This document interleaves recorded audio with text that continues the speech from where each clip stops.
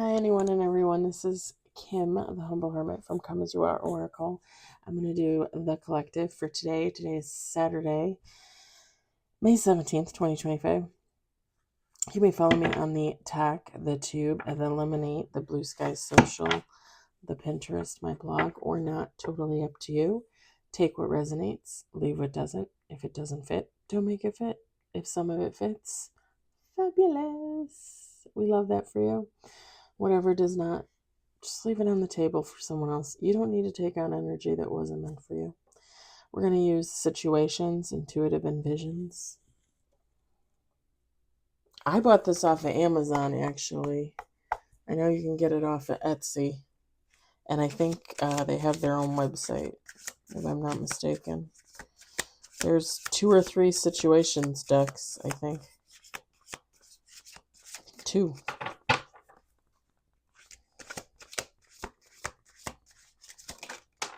We got one on the table.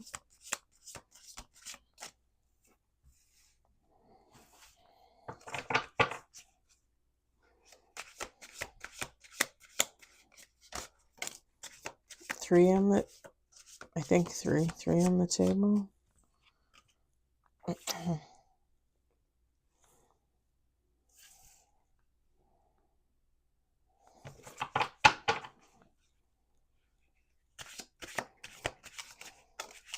4 on the table.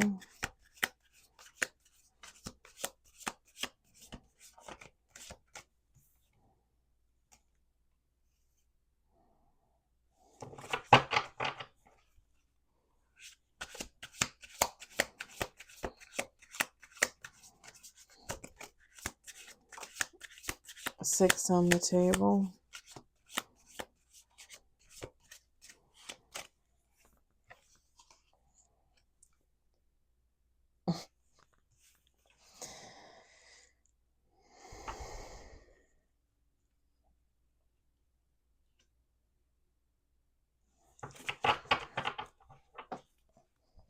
Two more shuffles.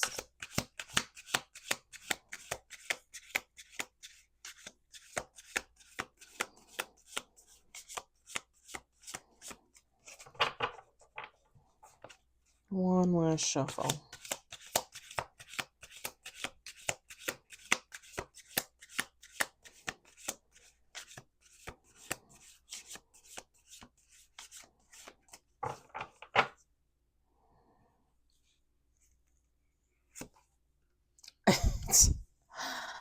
There's only 7 cards here, but they flow, man. They flow. All right. I'm going to set this over here. We've got karmic, tick-tock, tick-tock, tick-tock. I just keep hearing it over and over in my head. Love affair. And I don't mean tick-tock, tick-tock. I mean like a clock. My grandparents used to have one, like the tall, grandfather clocks, where they stand alone, tall grandfather clock. I can just see the pendulum swinging back and forth, tick tock, tick tock, tick tock, tick tock. Financial support, children, intervention, and bottom of the deck, negotiator. Feminine, masculine, takeout resonates. It doesn't matter. Someone was in a karmic relationship, a love affair that was, I don't know that it was necessarily, let me say this, it might have been a secret to some and not to others. But definitely a karmic union here. And with the TikTok card, it's like time is running out. Like,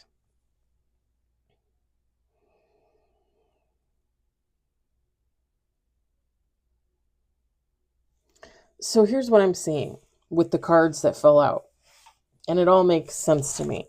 This is someone that was had an affair with a karmic, which thereby makes them karmic as well. And This person decided to leave. They were done looking for something new, just looking to get away from this person, whatever the case may be. Now they're going to court for financial support. The children card, young, childhood, playful. You know how I feel about any cards that come out in regards to children. Yes, it could mean literal children. It could also just be someone that acts childish, someone that like never grew up mentally. And I don't mean like handicapped. I mean like, someone that had trauma and never really got past like the mentality of a 13-year-old. Like somebody that just doesn't think like an adult. They can, but it always reverts back to like childish behavior, if that makes sense.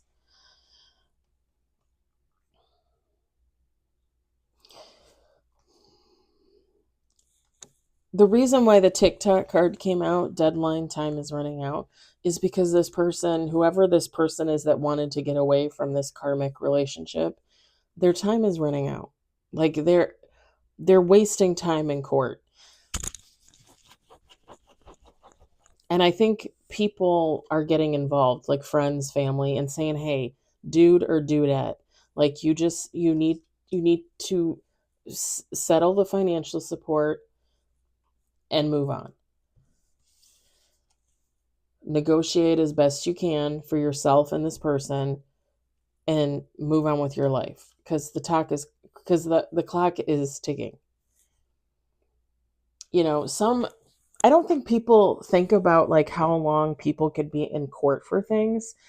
Sometimes it takes a while to get a court date to see a judge, depending on what you need to go to court for, depending on what county you live in, what state, what country.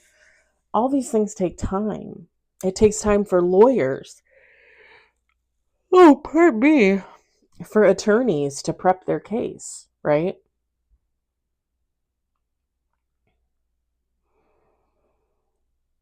You could be talking months to years. Years. Years. People get divorced and they fight. They literally fight for years in court, over the littlest thing. And finally 5 years later, it's all said and done, right? Like that's a long time to be in court. That's a long time to waste your life.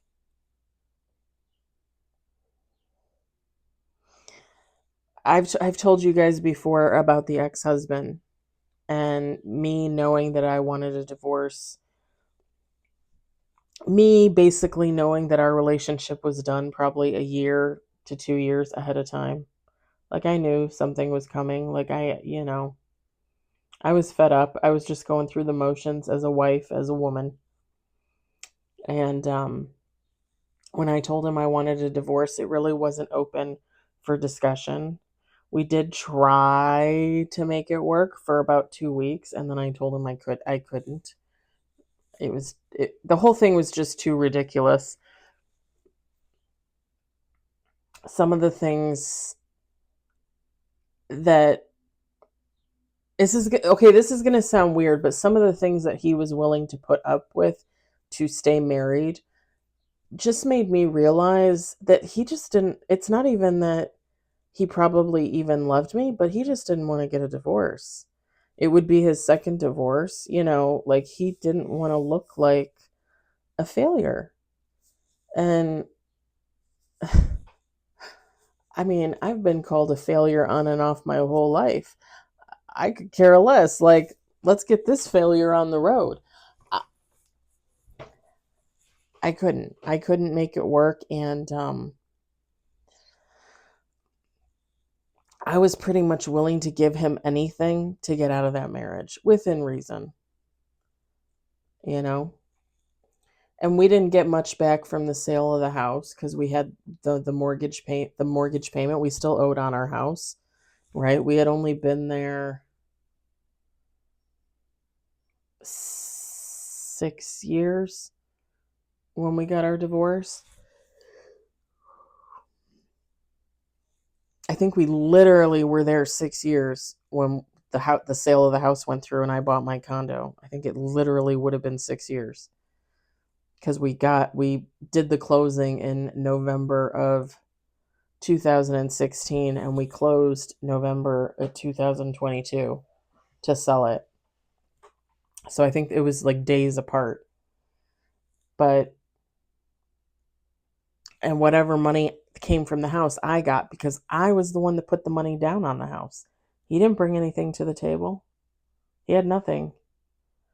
I'm the one that financially supported him for 10 years and went into debt for 10 years. The man couldn't even get a part-time job to help us, you know. He didn't even want to work 40 hours a week, and I was working 70. That's not a union. Anyway, I got most of the money from the sale of the house because of the down payment I put on the house. I sold my priceless Lego collection to give him $5,000 in cash. He walked away with about almost $3,000 from the sale of the house. So he had almost $8,000 when he left our marriage, and that's more than he brought to it. So, you know, never mind the fact that he still to this day owes me $3,000 for a car. Now he owes me $300 that he doesn't want to pay for a reimbursement for the closing. And yeah. Now I just kind of look at him in a really negative light. And I think I will from now on. Because it's like, I know that I hurt him. Like, I'm not an idiot. I know that. But years later, like, you're going to hold a grudge against me? Like, you're still mad about it? And he's supposedly dating. He told me he was dating. I don't know. I just, yeah, whatever. I did anything to get out of that marriage, and I didn't want it to take forever. Like, I wanted it to be done and over. Sometimes things take a while to figure out, to settle, right?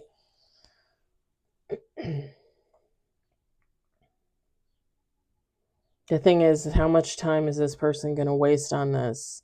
Fighting about alimony, fighting about child support, maintenance, whatever. Again, because this could be actual children, or this could just be the person, a childish person. Either way, this person has to agree to give them some type of money. Like, give them the money and go. You know?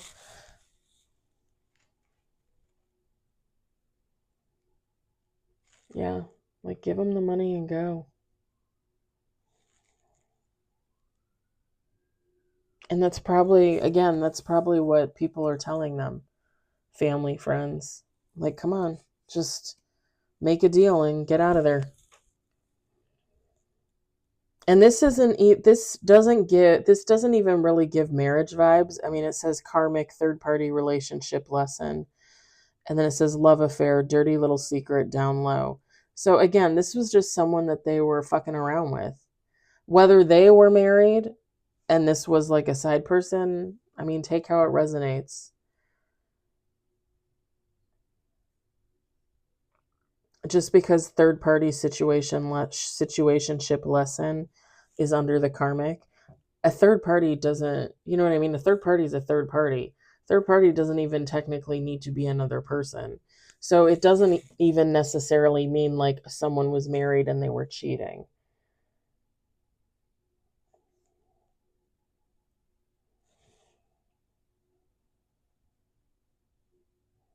And technically, this person that's karmic, that they're leaving, that they have to give money to, they could have been they could have been in a relationship with another person, and the person that wanted to leave and get out could have technically been the third party. You know? The possibilities are endless.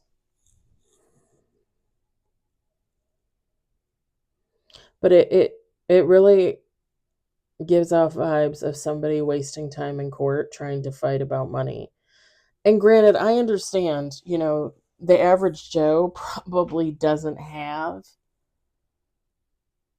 a certain amount of money to just toss and be like, here you go, leave me alone. I get that. But again, that's why you go to court. That's why you go in front of a judge, and a judge will make that ruling. And typically, if you go to court and you present everything fairly, if you don't make a lot of money, the judge isn't going to make you give somebody all of your paycheck for maintenance. I think child support, I don't know what it is now, but it used to be like 25% of your salary for the first kid, 6% for the second, or something like that. There was something about it being like,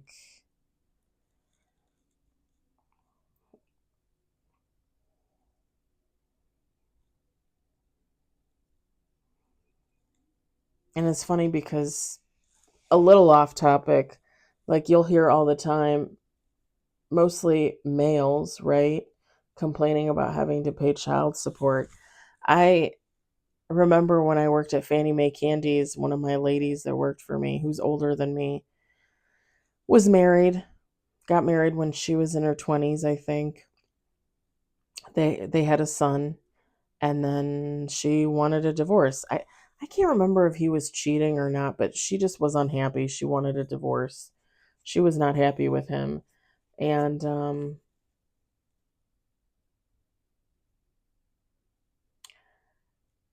I think she said that the ex-husband, her ex-husband was a teacher, and I think she said that she was only getting like a like 100 and something or 200 and something dollars every month for her son, and he hardly ever came to see their son.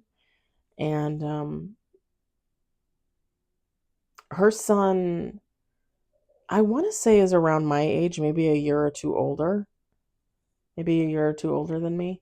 So he would have grown up like in the 80s, so, and they got divorced when he was young.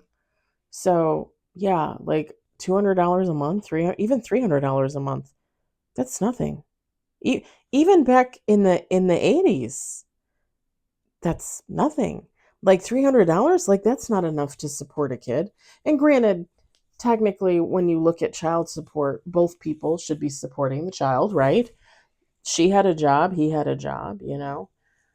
But that's the thing. Like $300 is not nearly enough to support a child. And as he got older and wanted to do things like sports and whatever, she still just had that $300 a month. And then whatever she was making and whatever she had left over from her bills. She ended up buying her own house and paying off her own house, and she had her own 401k and everything. But it's hard to be a single mom, and take care of a kid. And I'm sure it's hard for a single dad to take care of a kid. You only have one salary. And if you're not getting a lot of child support, if you're not getting any, I can only imagine.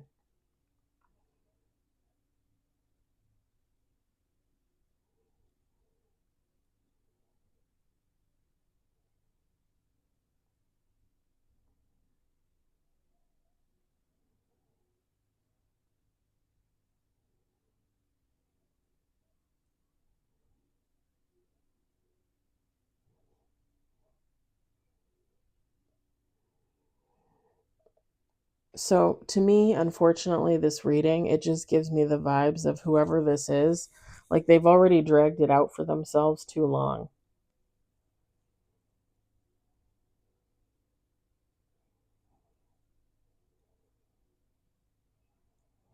And if they don't bring a mediator into it, like this person is going to have to negotiate as best they can. I mean, obviously through their attorney, hopefully. They should have an attorney.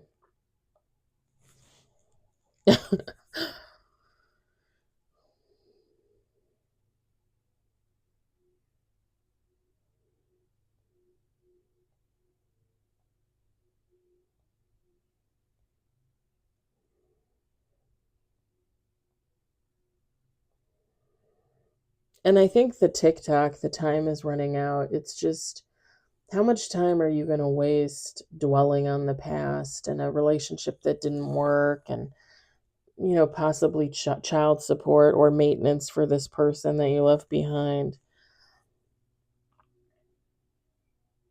when you could already be out there living your life. You could already be out there looking for a job to make more money to pay for the child support and or the maintenance, right?